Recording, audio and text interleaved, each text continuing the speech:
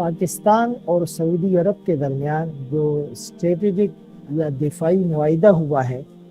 تو اس کو عالمی تناظر میں دیکھنے اور سمجھنے کی ضرورت ہے۔ دیکھیے، الکفر ملت واحدہ، اسلام کے خلاف دنیا کفر متحد ہے ایک پیج پر،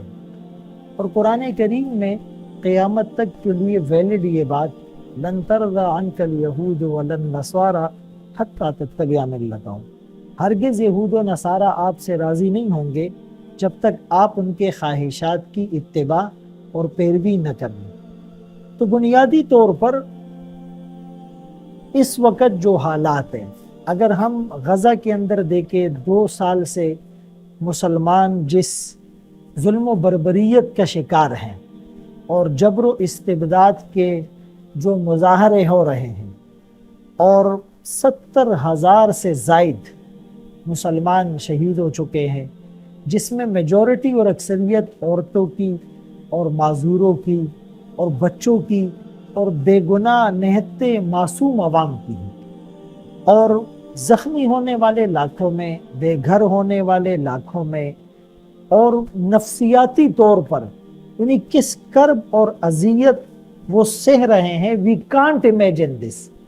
چونکہ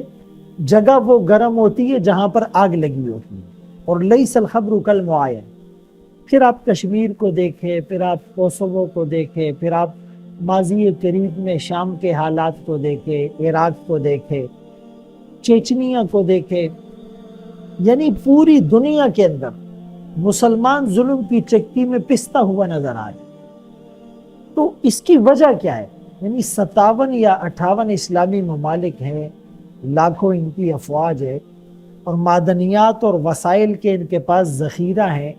اور بحری آبی گزرگاہیں ان کی دسترس میں ہیں، یعنی فائنینشلی، اکنومیکلی، اور جو ہے وہ کلچرل وائز ہر اعتبار سے مسلمان وہ ایک اتھارٹی رکھتے ہیں، ان کی ایک حیثیت ہو سکتی تھی، لیکن ان کے آپس کا شیرازہ بکھر گیا ہے، اور وہ مادیت کے پیچھے بھاگ رہے ہیں، اور اپنا عہدہ، اپنا اقتدار، اپنا منصب، اپنی کرسی، اس کو انہوں نے اپنا معبود بنا رکھا ہے۔ افرأیت من اتخذ الہہ ہوا، کیا آپ نے نہیں دیکھا اس شخص کو جو اپنی خواہشات کو اپنا معبود بنا لے؟ اور پھر حال ہی میں یعنی قطر کے اوپر حملہ ہو جاتا، اور وہ قطر جو امریکہ کا ایک حلیف ہے، اور جس نے انویسٹمنٹ کی ہے، اور جس نے ان کی ٹیکنالوجی خریدی ہے، اور جس نے اس کو گفٹ اور تحفے تحائف دیے ہیں، اور ان کے آنے پر ان کو پروٹوکول اور ان کا استقبال کیا ہے، لیکن اس کے باوجود ان کو صلہ کیا ملا؟ تو ظاہر عرب ممالک کے اندر بھی ایک تشویش کی لہر دوڑ گئی، اور ان کی نظریں اگر کسی پر مرکوز ہوتی ہیں تو وہ پاکستان ہے، باوجود بہت سی خامیوں کے، باوجود بہت سی کوتاہیوں کے، باوجود بہت سی کمزوریوں کے، باوجود بہت سے اندرونی طور پہ خلفشار کے، لیکن اس وقت امت مسلمہ کو لیڈ کرنے والا یہی ملک ایٹمی ملک ہے، اس کی فوج مضبوط ہے، اس کا دفاع مضبوط اور محفوظ ہاتھوں میں ہے، اور دنیا کی آنکھ میں یہ کھٹک رہا ہے ایک کانٹے کی طرح۔ تو اگر سعودیہ نے اس پورے تناظر میں پاکستان کے ساتھ معاہدہ کیا ہے، اور یہ صرف پہلے تو شاید وربلی تھا یا ہمدردانہ بنیاد پہ تھا کہ جی چونکہ وہاں پر تو مکہ اور مدینہ ہیں، اور وہ تو ہر مسلمان کے لیے قابل احترام جگہ ہیں، لیکن اب اس کو ڈاکومنٹ کی شکل میں لانا، اور یہ جو شق ہیں کہ ایک ملک پر حملہ دوسرے ملک پر حملہ تصور ہوگا، تو اس نے ان لوگوں کی نیندیں اڑا دی،